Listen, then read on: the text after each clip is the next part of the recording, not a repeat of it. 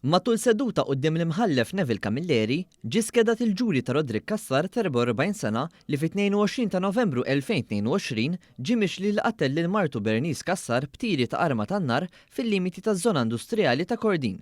Dan hekk kif l-avukat Marita Paċ Dimek li qed tidher għan-nom tal-familja ta' Bernice Kassar informat lill-qorti li l-parti ċivili flimkien mal-prosekuzzjoni jinsabu lesti għall-ġuri. Dakinhar tal-każ, Bernice Kassar kienet inqatlet b'żewġ tiri ta' senter rib il-kampus tal-Emkast f'Raħal Ġdid, limiti ta' Kordin. L-imputat kien ġie arrestat wara 17-il siegħa ta' negozjati mill-pulizija hekk kif beda jgħeddet li kien lest jneħħi ħajtu stess bl-istess arma tan-nar li bija allegatament qatel lil martu. Għal Rodrik Kassar qed jidhru l-avukati Artera Zoppardi u Franco De Bono. It-tlieta quddiem l-imħallef Consuelo Xeri Herrera beda l-ġuri ta' Paul Borġ ta' 68 sena minn Ħażebbuġ mixli bl-attentat taqtil ta' Mario Grech. Il-każ imur lura 12 ta' Settembru 2020 meta għal ħabta tal-10:09 ta' filgħodu fir-residenza f'Ħażebbuġ il-vittma kien qiegħed fil-bitħa tar-residenza ta' ibnu jagħmel xi xogħlijiet fuq is-sellum, fuq ħajt li jifret il-proprjetà minn dik tal-akkużat. Borġ allegatament tela fuq il-bejt li jagħti għal fuq il-bitħa fejn kienet jaħdem Grech u għadda b'żewġ briksiet fid-direzzjoni tal-vittma. Jidher li Grech irnexxielu jersaq b'tali mod li jiżgiċċa u ma jintlaqatx. L-esperti maħturin mill-qorti qalu li kieku Grech ma resaqx bħeffa bis-saħħa u l-veloċità li twadbet il-briksa kienet ċertament toqtlu. Il-prosekuzzjoni akkużat lil Borġ ukoll li madwar sena qabel ħebba l-vittma b'tzok ta' xkupa.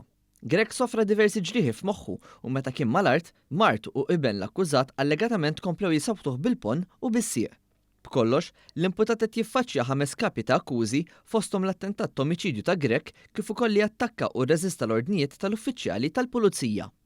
Il-Maġistrat Jana Mikallef Safraċ li presediet żewġ każijiet separati ħelset mill-arrest żewġ sewwieqa li f'aċċidenti separati tajru darbu gravi lil terzi li kienu qed jaqsmu triq.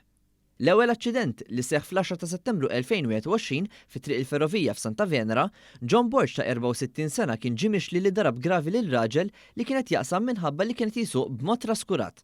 Għal dan il-każ, il-qorti saħqet li l-vittma ma kienx qasam minn zebra crossing li kien hemm fil-viċin, u għalhekk kien l-allegat vittma li ħoloq l-inkonvenjenza. Fit-tieni aċċident li seħħ fil-21 ta' Ottubru 2021 fit-triq ix-Xatt f'Taslima, Trevor Buttigieg ta' 66 sena kien ġie mixli li laqat u darab gravi raġel li kienet jaqsam it-triq.